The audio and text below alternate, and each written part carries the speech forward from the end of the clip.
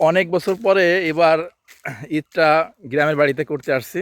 এ হচ্ছে আমার চাচাতো ভাই বললে ভুল হবে, আমার বাল্যকালের বন্ধু। আমরা একসাথে শৈশব কেটেছি, বলে না যে ন্যাংটাকালের বন্ধু। এই দেখতে পাচ্ছেন, এটা আমার গ্রাম, এটাই আমার জন্মস্থান, আমার ভালোবাসার স্থান। প্রতিটা মানুষের কাছে তার গ্রাম আসলে অন্যরকম লাগে, আমার কাছেও ব্যতিক্রম নয়। এই পিছনে দেখতে পাচ্ছেন, এটাই আমার গ্রাম। এখন আমার ওই কবিতাটা মনে পড়তেছে যে ওই দেখা যায় তাল গাছ, ওই আমাদের গা। আসলে গ্রামটা মনে হয় কি, মানে অন্যরকমভাবে সৃষ্টি। আমরা যারা শহরে থাকি, ওই দেওয়াল বা যানজট, এটা রোবটিক একটা যান্ত্রিক জীবন।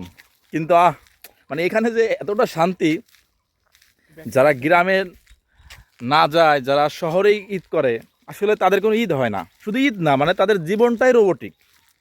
আর দেখেন, আমি আর আমার বন্ধু ঘুরতেছি, মানে একটা অসাধারণ পরিবেশ।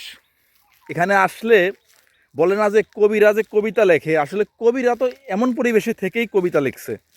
শহরে থেকে কিছু হয় না। শহরের যে যানজট, যে হরেনের শব্দ আপনাকে পাগল বানাবে। ফিরে যান, আপনার শিকড়ের টানে ঘুরে আসুন আপনার জন্মস্থানে। সবাই আমার বন্ধুর জন্য, আমার জন্য দোয়া করবেন।